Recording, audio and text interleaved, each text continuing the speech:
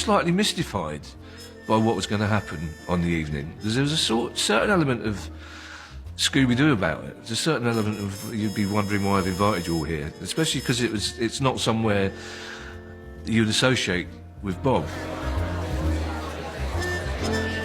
But my goodness, we felt so lucky to be there. We really did, sitting there in that very intimate environment. Bob was very keen for me to come down that night, which is it's the source of great pride. Bob had asked for people to come along who he wanted to be there, and I was one of them, so I was kind of a bit honoured by that, actually.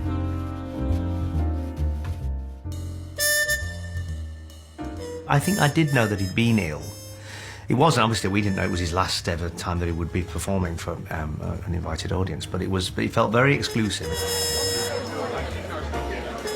Then he said, I'm doing this thing at the Albany, would you like to come down? And I thought, I appear to be mates with Bob Monkhouse.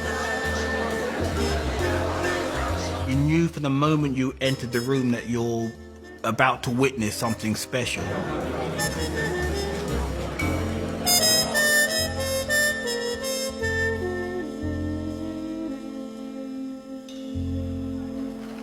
I always like the sound of a chatty audience. If they're chatting among themselves, they're less inhibited, they're communicating, they're having a good time. They're also getting well oiled. They've got a drink each, which is always good for an audience to feel that they're less inhibited because of booze. Not too much. They'll get another little break later. See, I heard my name mentioned then, you see. The ears twitch. So really, this is the moment where I feel many people, many comedians I know, are racked with insecurity and fear.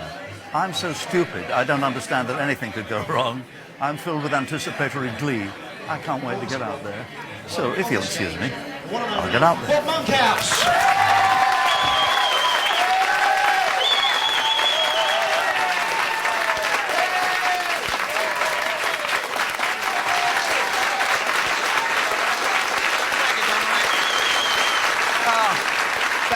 That's a lovely welcome. Thank you very much indeed for that. Oh, I think, hey, I've done my time. That's a hell of a welcome. Thank you very much, Dominic, for that introduction. I think of all the introductions I've ever had in my life, that was the most recent. Sincerely, Dominic. This is, as you know, this cellar is a Fred West franchise. And... oh, God. Hi, Kevin. That's as vile as I get. I guess it's because of my age. I am feeling my age lately. I haven't got one of those stair lifts. I haven't got one of those yet, or a walk-in bath. But my bed has one of those inventions that gradually brings you to an upright position. Viagra, you know. I stayed overnight last night in a London hotel. You like me, when you get to a hotel room, is it your domain? It is, for me, it's paid for. I know this is where I live. This is my kingdom for the period I'm in it. I like to sleep in the nude, and I don't think there's anything wrong with that, do you? And I'm lying there, naked on the bed, and the chambermaid walks in, finally.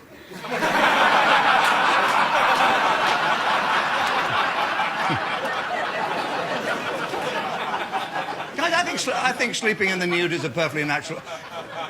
I can't... Well, maybe you shouldn't do it on those long flights, but... and I'm not a good flyer anyway. I can never get over when you get to the airport and they have luggage shops in the airport. Who arrives at the airport with his arms full of underwear? Oh, thank God, cases. Oh. When he starts, it's just, they are... Every joke lands. You can tell the craft, the timing. I mean, I think one of the things that Bob was always accused of was it was almost too immaculate, And I don't think that can be a real thing. When you see it in the flesh, I thought, oh, God, this is why he's still doing it, He was quite brilliant. There's an interview with Les Dennis, who says that he wants to spend more time on his own. So I guess he's going on tour again.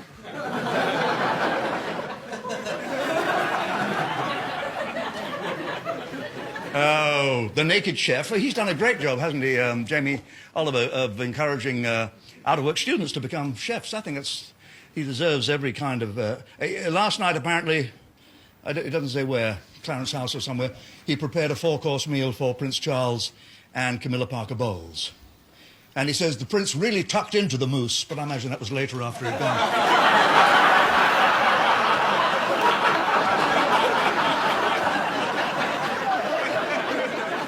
Well, Ulrica is quoted. He says, despite what they say, Prince Edward is all man. He was in the military, wasn't he? It says here, Prince Edward was in the Hussars. It doesn't say Hussars he was in, it just says... That's all it says. This was not the 7 o'clock on a Saturday night, Bob Monkhouse. This was, but then again, he knew his audience. You know what I mean? He wasn't performing in front of kids. He was performing in front of other people who do stand up for a living. There's that initial almost worry that you think, oh, well, I don't really want him to go too far. We don't want Uncle Bob to turn into nasty Uncle Bob. Then, of course, you realise he's way too good to do that. He knows exactly what he can get away with. Lord Archer of Weston-super-Mare is here, the only seaside pier upon which Danny LaRue has never performed. OK, had to slip in an old one there, but I do like it. Oh, they're going over the fact he gave £2,000 to Monica Coughlin, who was a prostitute at the time. If you give £2,000 to a woman and have no sex, that is not actually prostitution, that is alimony. And I have never paid for sex in my life, by the way. Never in my life have I paid for sex. I've left some screaming tarts behind me in a fury. I don't understand prostitution anyway. What man wants to go to bed with a woman who has nothing but total contempt for him and is only doing it for the money? And get that at home. Monica Lewinsky arrived in London tonight, or last night, actually. And she's 31 tomorrow, 31 years old. Gosh, seems like only yesterday she was crawling around on all fours in the Oval Office. So that is the way... and for those of you... I mean, there are professional comedians who are here, and I'm very flattered and delighted that they are. Of course, none of those headlines are in here. They're all bits of paper I've stuck in here. There you go. Les Dennis, number one. There's absolutely no need to strain yourself, is there, really? I think he knew that he didn't have a natural sort of stand-up persona, and he had to work at it. But that's, he was a bit like the Jeff Boycott of stand-up in a way. I'm going to practice more than anybody else. I've had my great days, I suppose. I like to think of myself as one of those Superman characters. I love the movies now that show all the comic book characters. My wife calls me Spider-Man. Even at my age, Spider-Man. That's because I can't get out of the bath unassisted.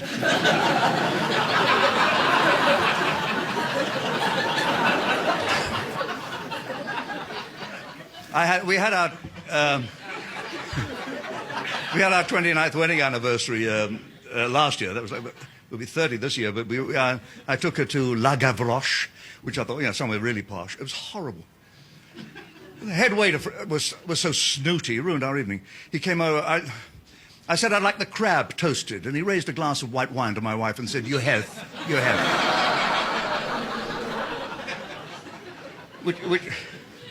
Which ruined the... And then we went out in Barbados, and I took my wife shark fishing, which was very... She didn't know she was shark fishing, thought she was water skiing. A joke is like this beautiful piece of precision engineering, the perfect miniature 3-act play, beginning, middle, punchline. And Bob had this wonderful way of just casting a look, or just establishing a sense of knowing with the audience, just to really sell those key points in the gag, but without selling it. He knew how to make those connections so subtly and make the material work so beautifully. A Rolls-Royce of gag tellers. This is the Albany Comedy Club, by the way. And they're not just comedy, they have a stripper in here every night. They take the label off and call it vodka.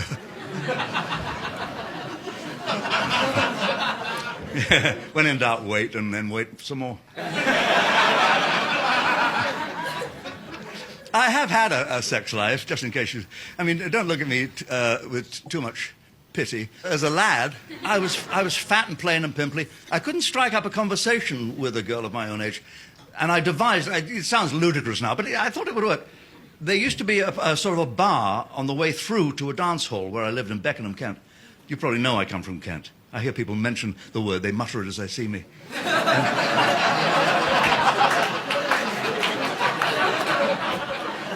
And I managed to get a set of 6 industrial-strength magnets, very powerful little magnets, like little heavy polo mints. And I sewed them in a sort of semicircle around the fly of my trousers, and I posed on a stool, not unlike this one, thus, hoping that a girl would pass by on her way into the dance hall wearing a lot of rings on her fingers. Entering my field of magnetic attraction, you understand, her hand would, inadvertently and uncontrollably, fly into my fly, as it were, and we could strike up an elegant conversation based upon... Not a bad scheme. Well, I must have been looking that way when this short man with braces on his teeth came by.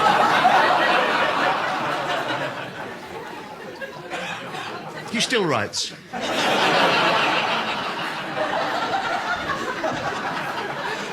He was a wonderful stand-up comedian. I mean, and even on that night, even allowing for the fact he was tired and he was ill, his technique is still fantastic. His timing is fantastic. The devices he has to delay a punchline, just little things, just like there's one bit where he just licks his eyebrow like that.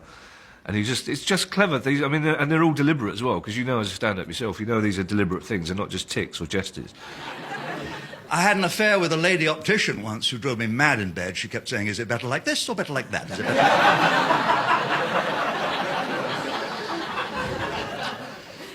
Guys used to come back from overseas with infections, you know, social inconveniences. And they would say to their ladies, I swear to God I haven't been with another woman. I swear to God I haven't.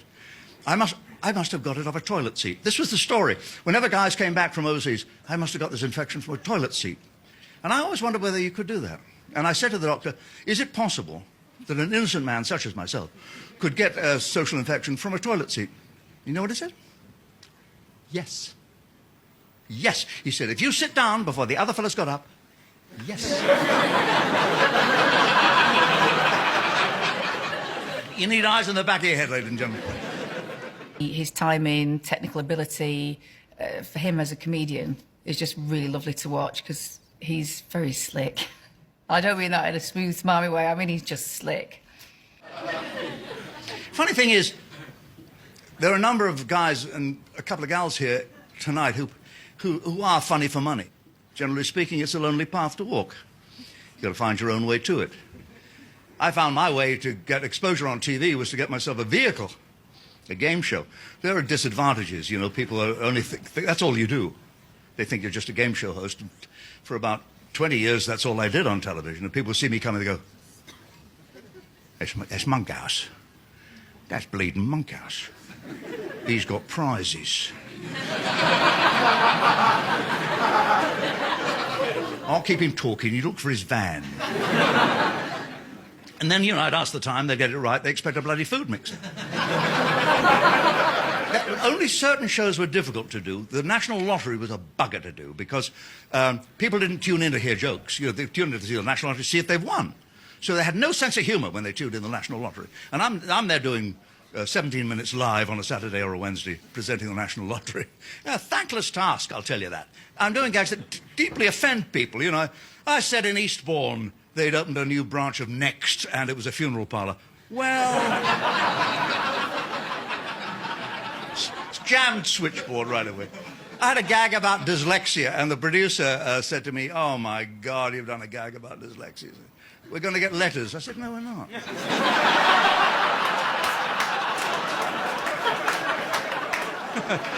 Some bugger's going to get them, but not us.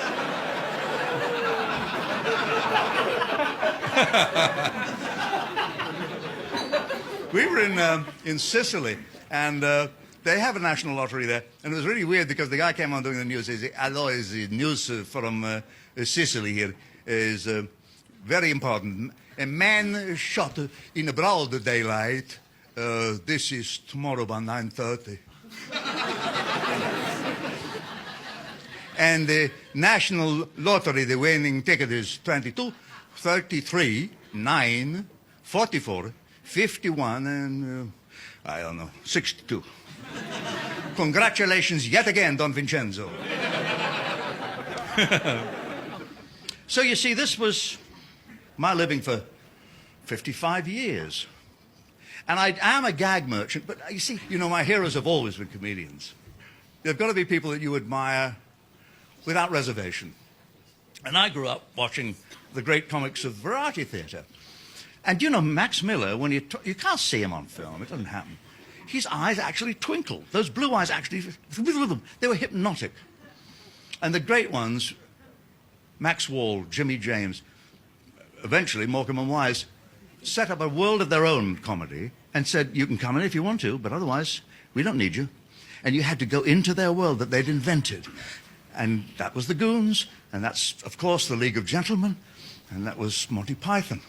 Wonderful gift to be able to do that, to create a world of illusion, of fantasy, and hypnotize your audience so that they can't do without you. Absolutely amazing to be sat there. A, just to see him in the flesh, but then for him to acknowledge our programme that had only very recently been on the TV. It was quite new in 2003. And for him to think, I couldn't believe he'd seen it and was referencing it in the same sphere as the Goons. You know, it was a real honour to have him acknowledge it like that. You know, it was fantastic. It sort of validated our version of the way we package our comedy. Of course, it wasn't what he did, but it was lovely for him to notice, you know. When the Goons were hot on radio, every child was imitating them, but so was every teacher. So was every blue stocking, every don. It was amazing. So was Prince Charles. You know, what do you want for a comedy infection greater than that? Just marvellous. So I'm going to talk a little bit, if you'll stay with me, about some of the great comedians of my generation and the generation before. But I grew up with a lot of them. It segued into something totally unexpected, which was him not reminiscing, but explaining his relationship with a lot of very famous people.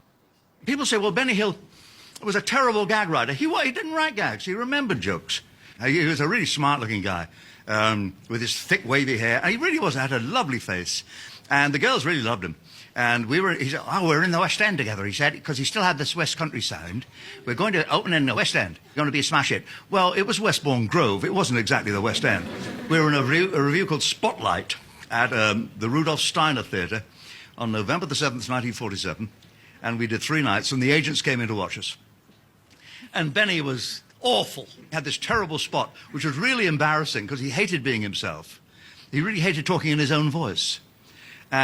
So he used to rock from side to side and talk like that and try to be posh. And he had a red tie, so if a gag died, he could go, oh, thought my tongue was hanging out.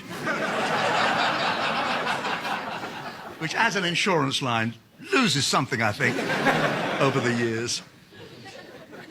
And he just happened overnight and came up with such fertile ideas for doing something on television no one had ever done before, split screen, all kinds of notions that he could use that were televisual, that he just left me behind. I mean, we used to have a thing of being rivals on TV. I would make jokes about him. He could call Benny Hill or Belly Hill or whatever, and he'd say Boob Monkhouse or Bob Monkhouse. But pretty soon we dropped that because he was just going to be so big. I could see he was going to be big. He was carrying me if he did those jokes about me, so he dropped doing it, and I understood. You could never get to know Benny. You could know him, and he was a dear, good friend, and generous and kind in that he would go around his cast with a little plastic bag hanging out oranges and apples to the girls. And and he didn't ask much of life. I mean, the checks used to come in from the office of Richard Stone, and he would put them behind a plaster devil that he kept on the mantelpiece, and when it looked like the plaster devil was going to fall over and break, he'd send the checks in. But otherwise, he didn't even look at them. He didn't care about money at all. He cared about being very thrifty. All his furniture was stuff that he'd been given for opening furniture shops, and he drank plonk. He watched 2 TV sets at the same time, both of which he got free. He used to buy tins of stuff where it was rescued from a dock where the labels had been washed off. He didn't know what it was, but he could get them for a penny each. An old penny, an old 1D, yeah. And then he would open them up, and he didn't know what he was going to find inside. And he would make great meals out of it. He was a good cook. He had a cold water flat in Maida Vale. He had to crawl up 5 floors to get to it. He was extraordinarily parsimonious, but at the same time, he had a sweet, sweet nature, and he would go off during his free time to two middle-aged ladies that he knew and clean their homes and do domestic work voluntarily. Now, you don't get stranger than that. It wasn't a case of him saying, "Oh, I remember when." This was just, it was stuff that people didn't know because they hadn't seen him do this. We saw him in game show mode. You know, we didn't know about this. We didn't know he'd worked with all those brilliant people. I hope you're happy with my going through these names. Peter Sellers. Peter and I were together. He was very fat and spoilt and awkward, with thick, wavy hair, and he used to play the drums. And we were on the bill together at the Camberwell Palace, which was a variety theatre, and he did a rotten act, 6 minutes of drumming, which numbed the audience. It was awful. He was in heaven, his eyes were glazed, and then he would get up and put a notice down on the front of the stage and say, "Mr. Sellers is deaf, please applaud loudly," which never got a laugh. Because the audience was going, "What does that say?" You know, a dreadful thing to do. And then he would say, "My suit is too big, I had it made in Leeds, I'm a much bigger man there." I couldn't believe this stuff. And then he did these brilliant impressions. He was a master impressionist, wonderful voices. He did George Sanders, who became Grip Tight Thin of the Goon Show. And he did Peter Lorre, Sidney Greenstreet, stars of the time. Brilliant George Formby, who's his hero. Ah, wonderful. So I persuaded him to give up the drums. It took a week. And I rewrote the jokes to make his impressions funny. I really worked hard on it. So by the end of the week, or Friday, a guy called Alf Brandon, who was a talent scout for Van Damme's Windmill Theatre, came round to see me, to book me for the Windmill. Didn't like me, booked bloody Peter. It was fantastic to hear about his time with Peter Sellers, early time with Peter Sellers. I was fascinated with how much he hated the mother. The thing about Peter is he was obsessed with women, but there was only one woman in his life, really, and that was his mother, Peg, who was a brute. And she was really unpleasant and ugly, too. I could never believe that she... Yeah, really, I'm not kidding. You took her for a walk in the woods, she'd find truffles. And... It was so savage, it was great. So I thought, what did she do to you? I could never believe that she was an act. She used to, long before, when Peter was a kid, she used to swim about in a tank of water on the stage in a skimpy bathing costume, eating bananas. Yucca-poo. And so Peter wasn't happy with that life at all. And by the time I met him, he'd been in the RAF, he's a little older than me. I had a machine. I don't know, somebody told me about it, or I read about it, called a Pickersgill recorder. No one had ever heard of a personal recorder. But a guy called Pickersgill, engineering firm in the north somewhere, made this thing, a great heavy turntable, and you put an aluminium disc on it, covered with black wax, and you put this thing on it and talked into a moving coil mic, and you recorded your voice on this disc, which could be playable back, not with a regular needle, with a thorn needle. And I could do auditions this way. So I recorded a whole lot of material, sent it to the BBC, got a couple of dates from this. Peter heard about it. Now, he was a gadget man. And he said, "I want it. I'll pay you for it." I said, "It cost me 80 quid. And I had to wait 6 months for it, because in those days, you couldn't get things manufactured quickly. "I'll give you 20% profit on it." "Oh, what's that?" £100. Math's not good, but I like that fat money. So he came round, his father, who Spike Milligan once described as a man who's been dead a long time, but nobody's interested in telling him. A musician with a charisma bypass. But he was crushed by this dreadful mother, Peg. Ooh. You know, goes in for an ugly contest and they say, "No professionals." Anyway. It rains and water gushes out of her mouth. One of those jokes. So Daddy comes round, collects the machine from me, doesn't give me the money, takes the machine away. Next thing I get is a call from Peg. "Well, you're not getting that money."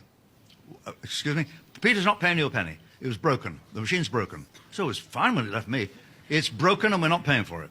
Next thing I know, a guy called Dennis Main Wilson, who's a producer at the BBC, lovely guy, says, "We're getting some great discs from Peter Sellers. They're wonderful. They're being made at Strutton Ground in Jimmy Grafton's pub with Michael Benteen and Spike Milligan and Harry Seacombe and Johnny Vivian, and they're making these great discs, and we think we've sold it to the BBC as a radio show called Crazy People. They want to call it The Goon Show, but at the BBC they're saying, 'What is this Go On show?' So they didn't know what it was. And I realised that the machine was still working. So I got very peevish about that. And I realised at that point that Peter was bonkers.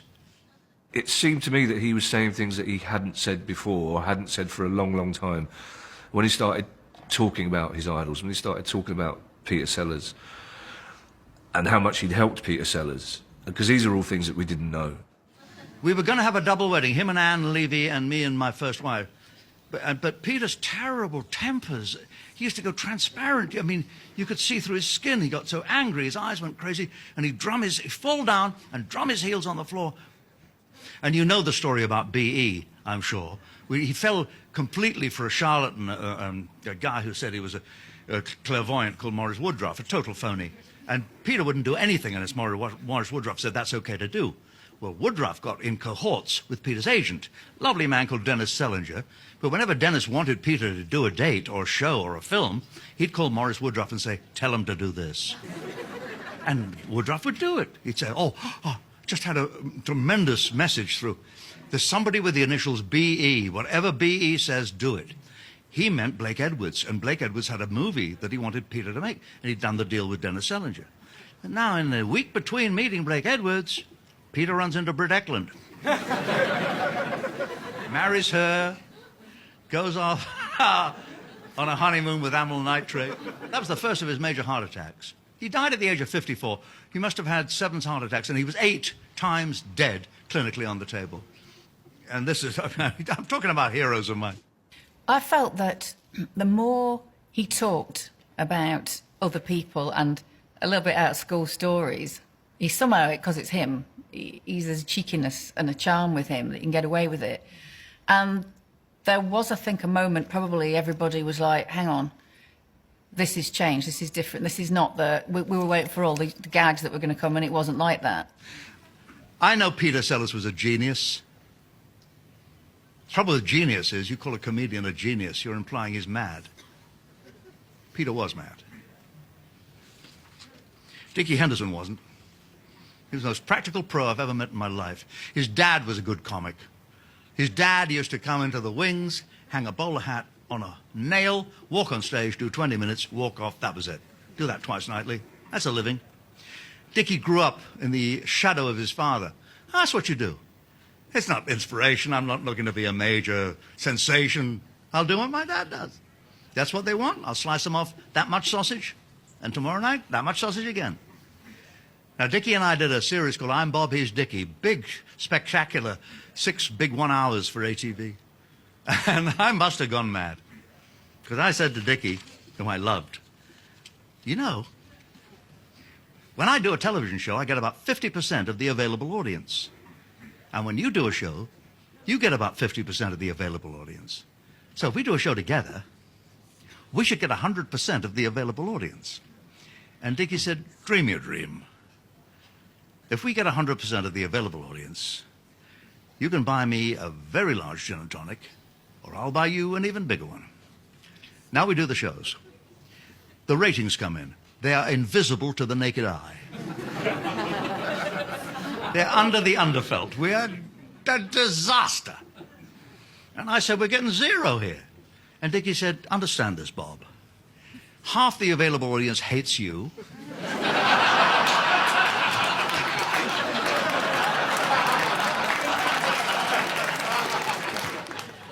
The other half hates me. The bar is this way.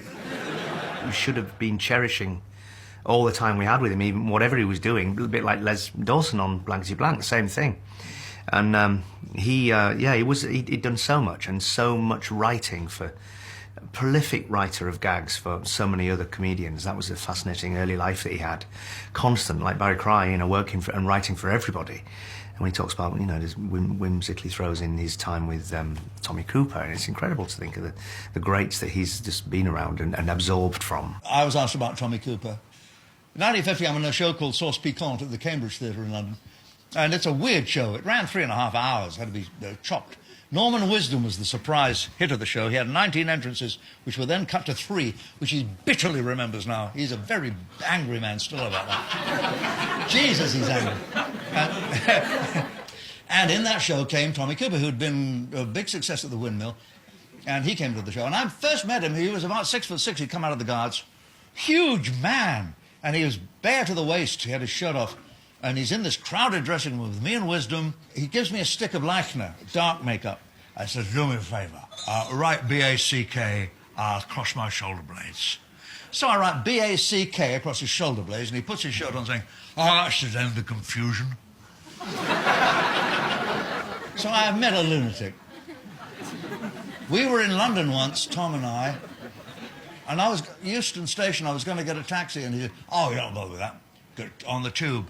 I said, "Well, you know, people recognise you, Tom, and they might clock me, and that could be, you know, a bit of a nuisance." He said, "Oh, not in London." And he was quite right, because if you do that in Birmingham or Manchester or Carlisle or where, people are going to clock you. But in London, they'd ignore you. I never understood this. So we went on the tube, and we're sitting there chatting on the Underground, and this beggar came on, a disgusting-looking man, filthy, dirty, horrible man, with an awful mongrel under his arm going... I mean, really a revolting sight, and need food or something around his neck on a horrible notice. And he's going along the Underground, and he's picking up money from people with a dog. And he gets to us, and Tommy's talking to him about something quite important. And he looks up, and this guy says, "I'm starving." And Tommy said, "Eat your fucking dog."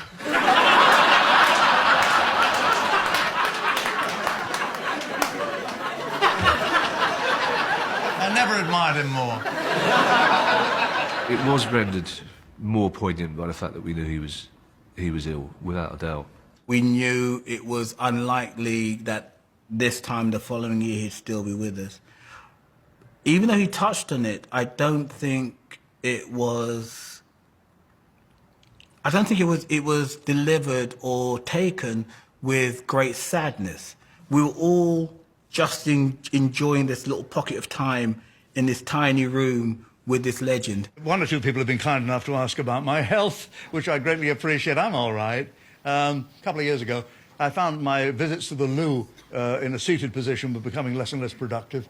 And so, I thought, this is not just a good old constipation, which is fun, but it's worse than that. So they said, "Well, yeah, you got some kind of virus in the muscle, and then you've got some kind of arthritis." And then it got worse. So they took me into the Princess Grace Hospital in London, in the Euston Road, to give me an enema, and it didn't work. So they took me in Princess Grace again, and it didn't work. I was in Princess Grace more frequently than Prince Rainiac ever was. And eventually they gave me a depth bomb called Pickalax, which, with which they tried to raise the Titanic, I have to say. And I took this damn Pickalax, and they said it'll work in exactly 60 minutes. Nothing happened for about 12 hours. Then I gave birth to the Mississippi Delta, and did so the following night, and this great mass of clay that was within me.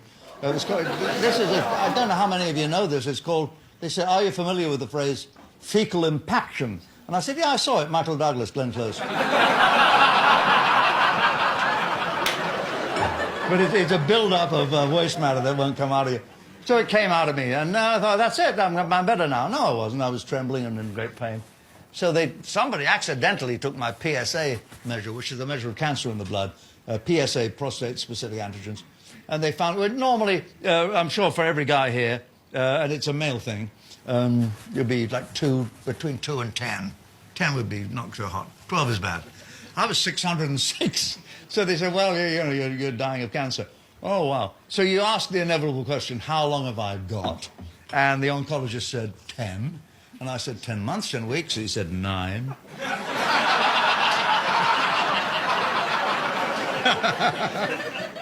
And I thought that's a brilliantly dark joke.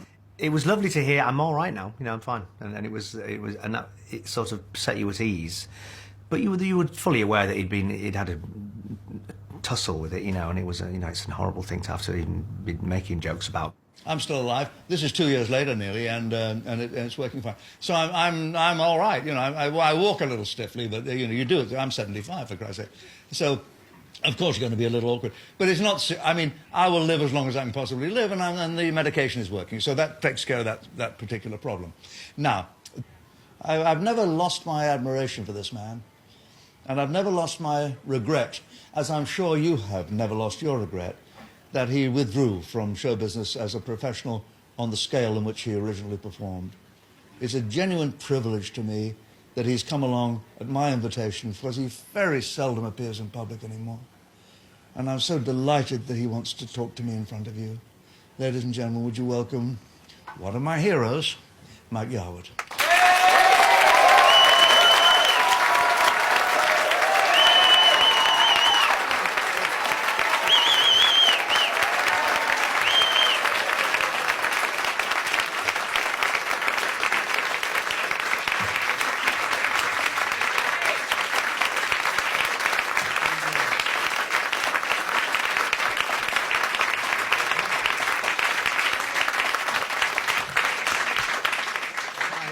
I feel like Dave Allen up here at the moment. Dave Allen. Oh my God, Jesus, you got to stop this stuff. Anyway, so how are you, Bob? I'm great, Mike. I can't believe it's so long ago that I was playing cabaret at the Garrick Lee. Garrick Lee, yes. And you came in the door and stood there watching me doing my act. Yes. Because you knew that we were together that summer season for 6 months. Oh, God, yes. Right into the illuminations at Blackpool, yeah. That's right. We opened in May Yeah. and finished after the illuminations in November in 1965 on the Central Pier. Yeah. I still have the poster. Yeah, me too. Yeah. And you were wonderful.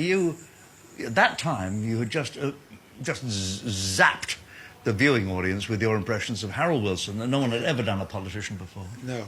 Well, no, they hadn't, actually. John Bird had done it on TW3. But I was doing it live, or on the road, if you like. And he wasn't. He was just doing it on... That was the week there was. But the big trick for me in those days was step-tones. Some. Yeah. But they're still... I mean, they're still running today, so you can still do them. Yeah, I used to do the step-tones, son, together. You dirty little man, I'll go blow you.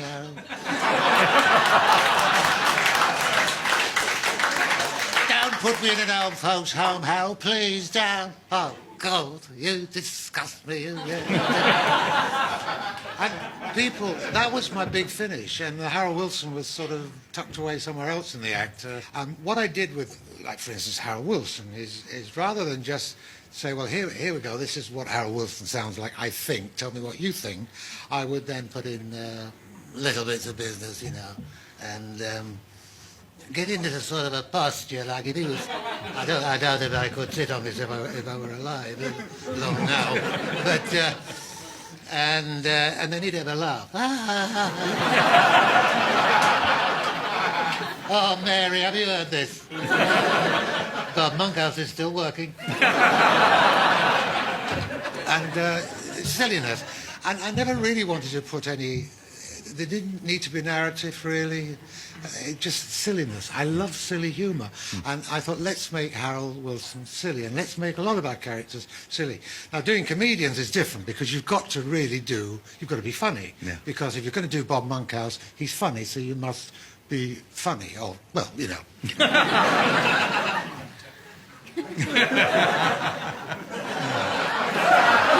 Oh, you nailed me.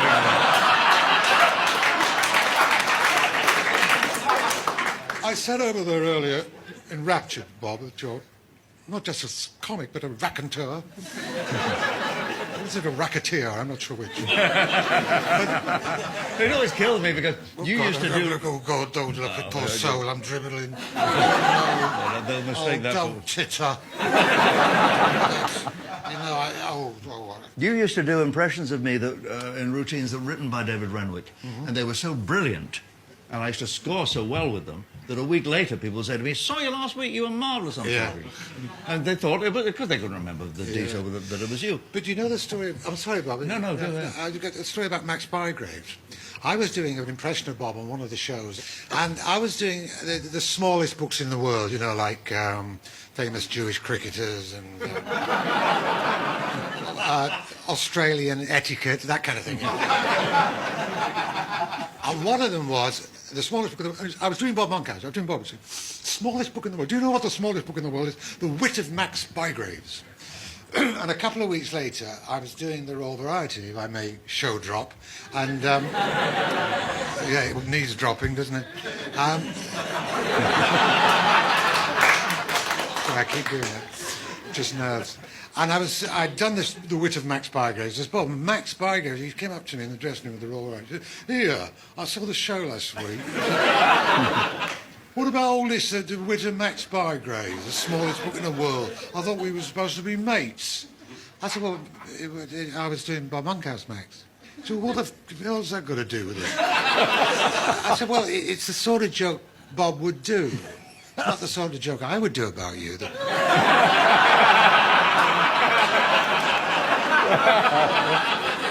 I thought, I'm getting away with this. He said, "Well, I've got to hand it to you. That's one hell of a get-out." He said, "So what I'll do is I'll ring Monkhouse and give him a bollocking." That's wonderful. I have admired Mike Yarwood for as long as I can remember, and to see him walk out with Bob Monkhouse, well, we couldn't believe our luck. Mike Yarwood came out, and the first couple of minutes, the first thing he's doing is more or less his act. He's doing a couple of voices or whatever because that's his comfort zone. But then when he drops that and starts to talk and about how his life is at that point. Every comedian here in the audience experiences the high of getting the buzz out of an audience that really loves what they do. Oh, yes, yeah. Did you miss that, Mike? Yes, I do, of course. Of course I do. Yeah. I've heard laughter here tonight since I came on stage, and there's nothing to beat it, really. No. I think what I had to do with myself was actually rethink. What I was doing is with the shows, because they finished in 1987, and I started getting a little bit not too finicky about the scripts and thinking, as long as I look like the people, as long as it looks good, as long as I look like Reagan or I look like Bob Monkhouse or whoever, it doesn't matter whether it's funny or not. And the laugh stopped, and I went out on the road, and I could see the colour of the seats in the theatre, whereas at one time I could never tell you the colour of the seats because it was packed. And that went in the 80s. Yes. Oh, yes, I was playing. I went down to Bournemouth in 1984, and it was 30 and 40 people in First House. I didn't know that. And that's what made me think, Bob, what the hell? I don't want to do this. I don't want to sort of hang around when I'm not as good as I was and I'm not as sharp as I was. I need to take a long break, at least 2 years anyway, I thought. But you see, the trouble is it's like a parking space. You mustn't move your car unless you have to, because when you get back, somebody else is parked there. Yes. And I stayed away, and then when I got back, I'd been more or less replaced, if you like, Be very easy to take things out of context. Look at Mike Yarwood's show in 1972 or something, and he could do Harold Wilson and Ted Eve and a couple of Brian Clough and a couple of other people. Probably not as well if you look back on it now as we thought at the time. I don't know. And it'd be very easy to dismiss it, but that would be as daft as sort of saying, "Oh, Isaac Newton was a rubbish scientist because not all his theories of motion were right." You know what I mean? At the time, it was with what they had to go on. They were brilliant. You've got to sort of see it in the context of the times. And Mike Yarwood was, I don't know if I'm right in saying this, he was certainly the first superstar impressionist, I think, on television. And so he was coming from nowhere. He had no one to copy or anything. It seems a daft thing to say about impressionists, but I mean, he was just trying it himself. And so it was tremendously innovative, and I absolutely loved it when I was a kid. But you were loading in new voices all the time. Well, yeah, not that many. I mean, we did quite a few. On my last show, I did 9 new characters. But that was the point, you see. It was like I was doing people for the sake of it. Just to fill in every show, 7 shows, 10 shows, plus a Christmas special. And you find yourself then doing it for the sake of it. And I don't do anybody of today's ilk. I don't do Tony Blair. I've never even tried to. And so all of those new characters that we're seeing people do now, like John and others, they're a no-go area to me. I don't bother. I don't think I really want to do it again. No, I understand that. What I miss is your comedy. I mean, the fact that the impressions perhaps became outdated or less familiar is not as important to me as the fact that you can get up when you do, as you did at your daughter's wedding, as you did at my This Is Your Life, and you simply ad-lib, and you are brilliant. You are as funny as any of the people you've ever imitated, from Eric Morecambe to Harry Worth. You're just wonderfully a funny man. Yeah. Why can't we have that comedy from you? Well, it's not up to me. I would certainly. I'm not. When I said I don't really enjoy doing the impressions anymore, I mean in the context that I did them then, and that type of show, which is being done anyway now. We've got Dead Ringers, we've got Alistair, we've got Rory Bremner, and so it's for me to come back now. I need to come back with something different. I think, not a game show, but something that might help me. No, I wouldn't see you doing a game show. No. Where was the crunch point, Mike? Because we know that you've been very frank about alcoholism, and you've helped a lot of people who suffer from that disease. But what was the point at which you said, no, I can't walk out there anymore? When was that? Because every comedian here has faced that point where I don't think I can do it tonight. Yeah. It was on the way in the car going to do an interview. There is a sort of dark humour to this. I got an anxiety attack in the car, being driven, I wasn't driving myself, to do a radio show with Dr. Anthony Clare, the psychiatrist's chair. And I got an anxiety attack. Yes. Please laugh, because I think it's funny as well. and I said to the driver, he'd been driving for me for years, he's like a mate as well. Lou, I said, you've got to turn round. He said, what's the matter? I said, I just feel bloody awful. I'm really like this. You've got to turn round, I can't do this. So he said, okay, Welshman, lovely Welshman. He said, all right, boy, we'll turn around. And we went back, and as soon as we started to drive home, I felt fine. It was almost like say, turn around and we'll go back again. No, it'll come back again if you know. But the point was that I was going to see the psychiatrist who could have helped me anyway, and I could have walked away with instead of a fee, a prescription. So that was really the first time I thought, hey, you can't do this, because so many shows got cancelled. I mean, there were other shows, Bob. And I was so lucky because it didn't get into the newspapers on most occasions. He spoke about those subjects so honestly, and I think the warmth and grace of being with his great friend Bob, it brought out a wonderful honesty to that conversation. Once again, we were so lucky to see that too. These two men who were on TV all your growing up, you were watching them, that they were vulnerable, and it was real life, and they were sharing it with everybody. And that's why the evening, it turned into... Actually, you could have heard a pin drop. It went very, very quiet.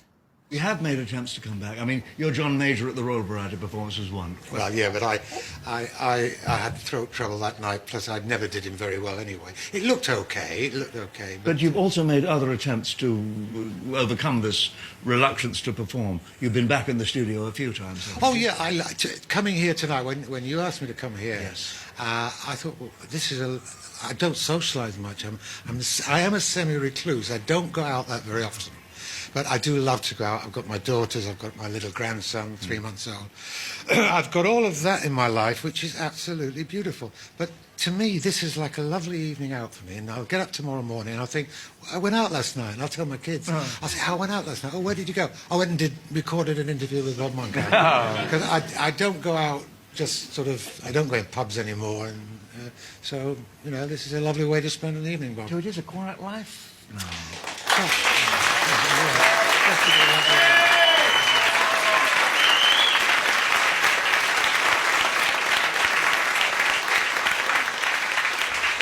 I don't see any better note on which to conclude this, Mike. I think that's wonderful. Yeah. That you speak with contentment. Yes. And it's wonderful to see. Yes. And a great many of us, myself included, I guess, go on seeking some kind of other contentment as a performer. You've found an answer. Are you happy, Mike? Yes, I'm very happy. And it's not particularly good money for this show, but I'm happy.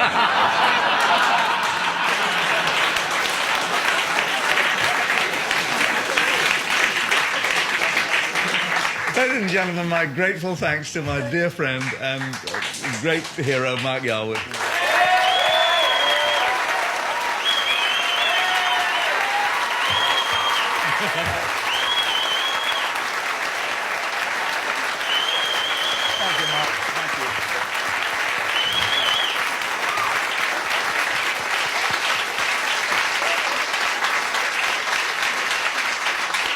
That was really from the heart.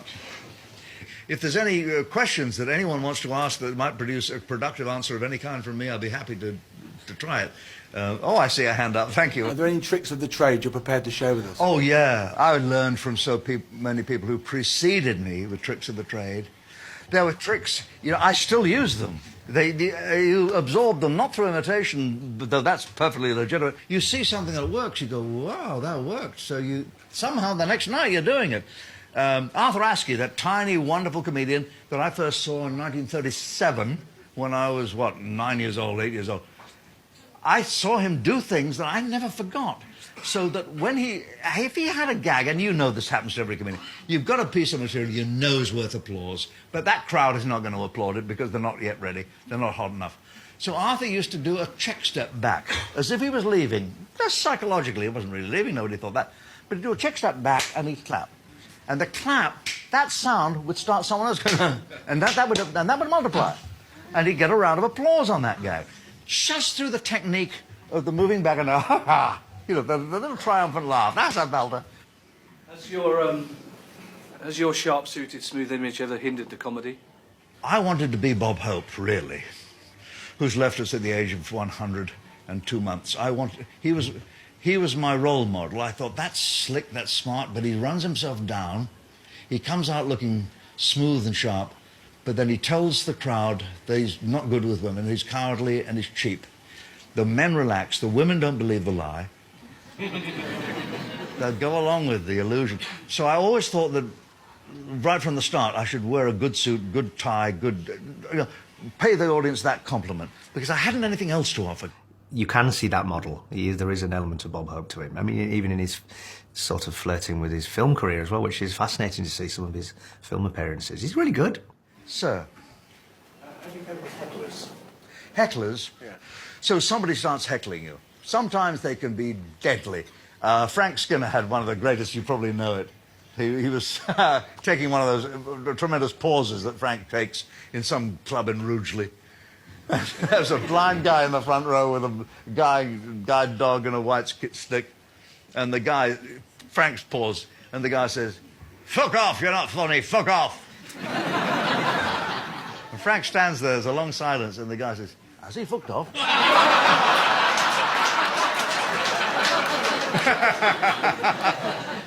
Roy Castle had a great one. He was playing Friday night at the Dudley Hippodrome, which was dire, and you had about 5 or 15 people in if you were lucky. And the guy up on one side of the balcony goes, "Could somebody switch the light off, please? I'd like to have a doze." And Roy stands there silent, and the man on the other side goes, "Don't do that, I'm bloody reading." But Paul Daniels has the greatest story. In fact, may risk boring you. He's playing La Ronde Billingham. I remember that bloody date. And he comes out to the whole place has been bought out by a private society. And Paul's coming on to, I'm on in 5 minutes. And the guy who's the secretary for the club goes out. And his cheeks are wet. He said, "Ladies and gentlemen, I have to tell you, the Big Bill Campbell, our chairman, on his way tonight, he's suffering a fatal heart attack. I love Big Bill, but he's gone. He's dead. And I'm sorry, Ricky, oh, you're crying, oh, God." The strong men were weeping, women had fainted. The man was adored by all 500 people, they're just in pieces. Oh, let's have a couple of minutes of silence. Big Bill.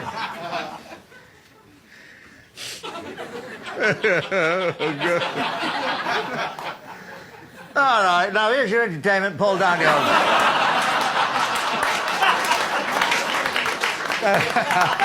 Wait, there's more. Paul walks out, and the god of comedy must have leaned down from the clouds and just touched him on the head. Paul walks out, and he says, "Ladies and gentlemen, I've no desire to entertain you tonight whatsoever. And I'm sure you've no desire to hear me entertain you. But it's a question of just being brave, isn't it?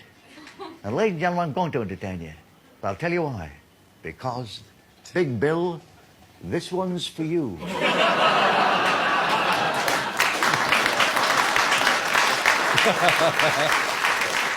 Bob's respect for other comedians is his legacy now.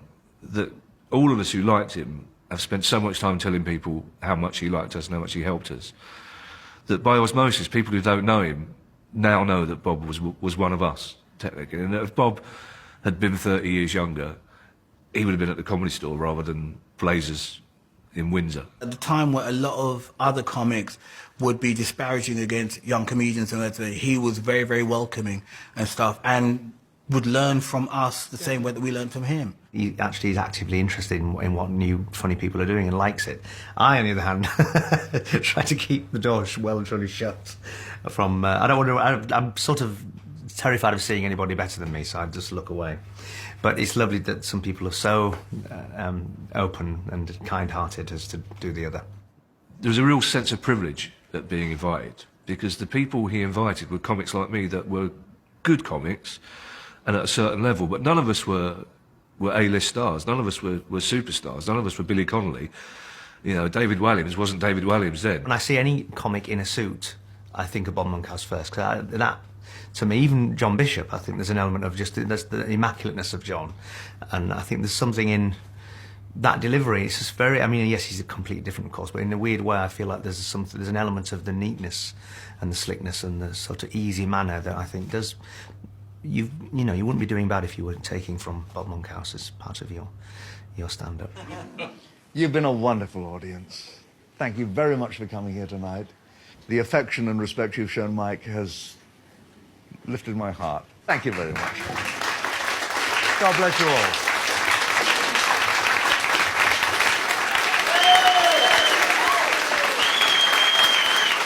Thank you. Oh, can't get better than that. Thank you. Thank you very much. Thank you. Thank you. That's wonderful. Thank you.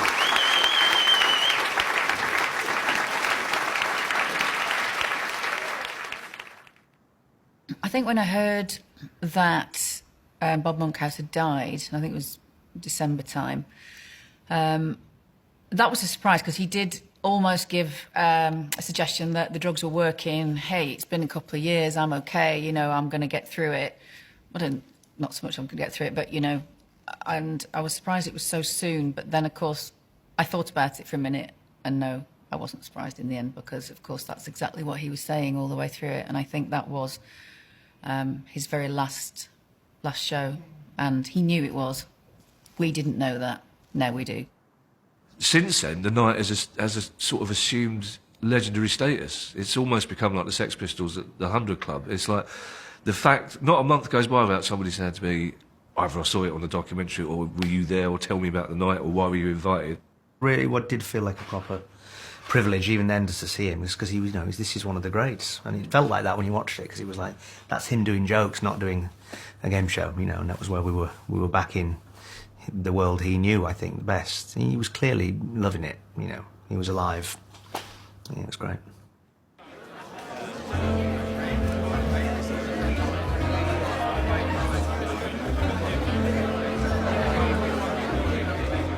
Stay with us. More from Bob next on BBC4. Some real gems from the archives coming up in Talking Comedy.